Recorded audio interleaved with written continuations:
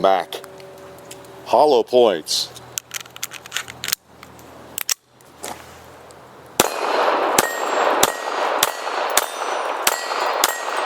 Soviet-made Makarov, vintage 1976.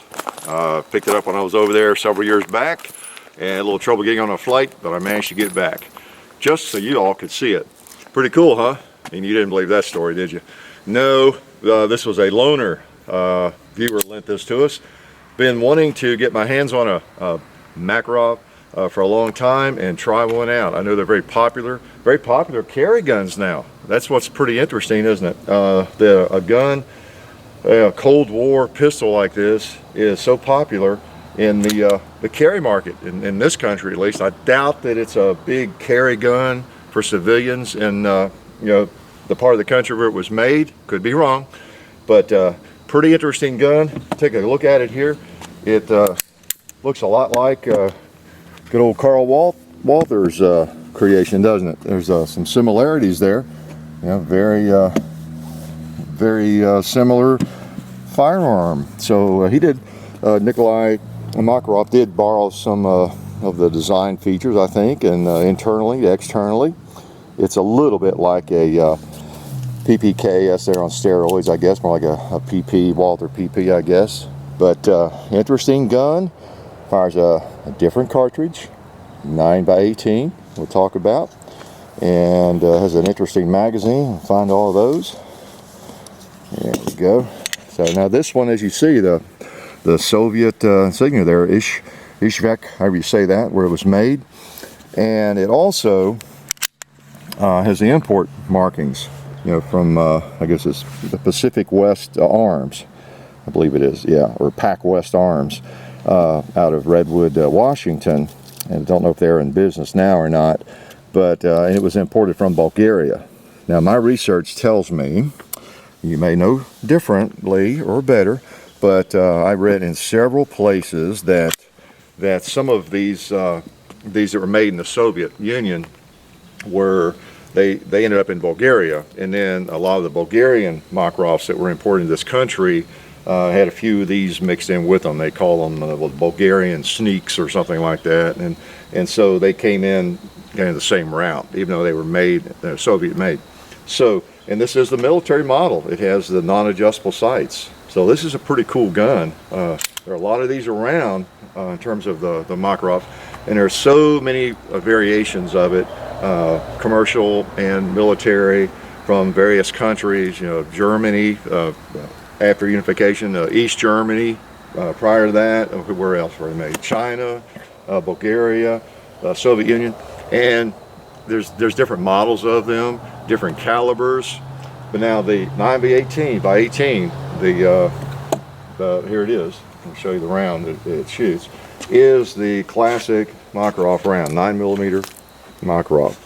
Okay, and we'll talk a little bit about that. These got some Tula ammo, got some Silver Bear, some hollow points, and some of those I shot were hollow points. Just fits the hand kind of like a glove, even that, that old Cold War Soviet grip there. You know, bake light, beautiful, isn't it?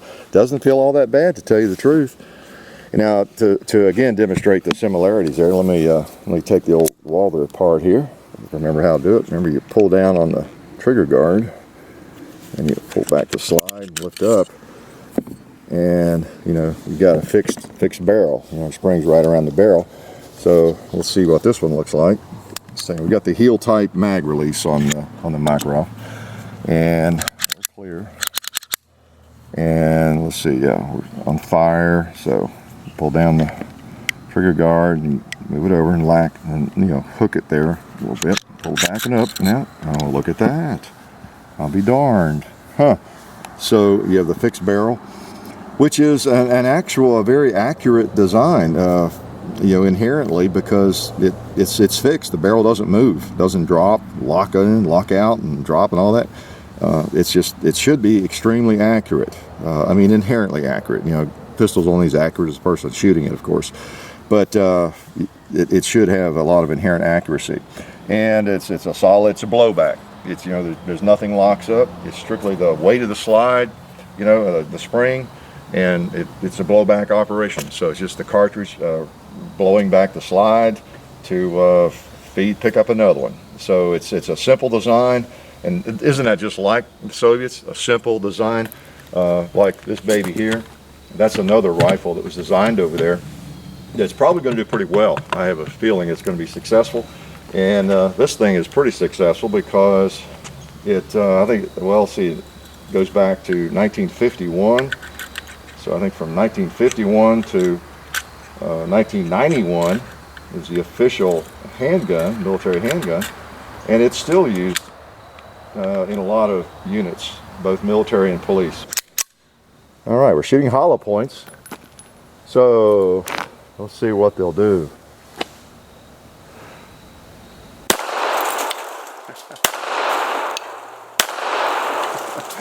Oh, nice. Ah, there's a 2-liter I missed. Oh, some flower pots. Let's see if we can pick off the top one. All right.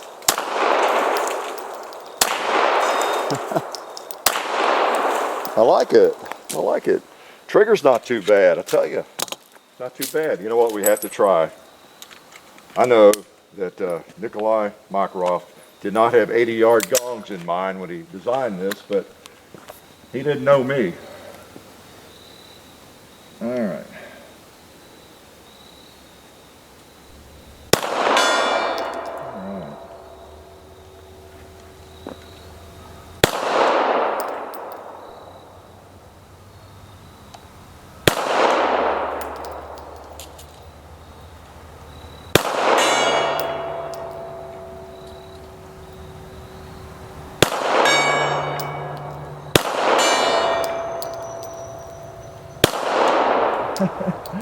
Well, I can't quit on this, can I?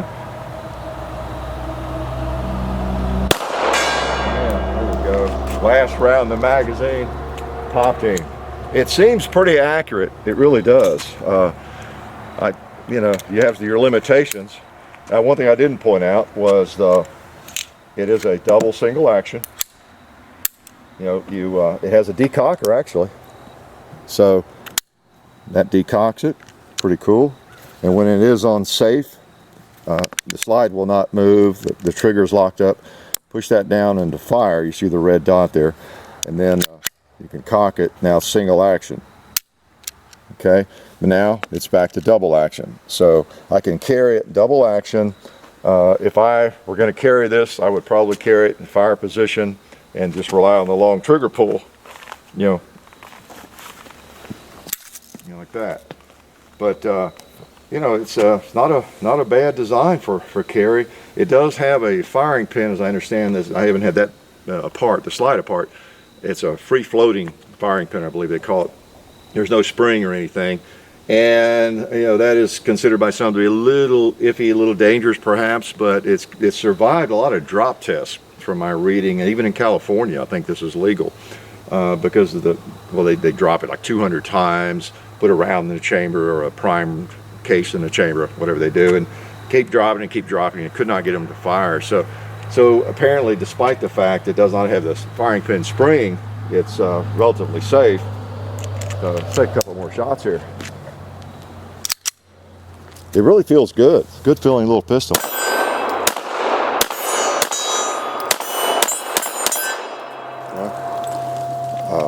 Recoil is moderate. The trigger is not bad. I don't know what the poundage would be on the double action pull. Not bad at all on this model. And then the single action is pretty nice. No major complaints at all. It feels pretty good.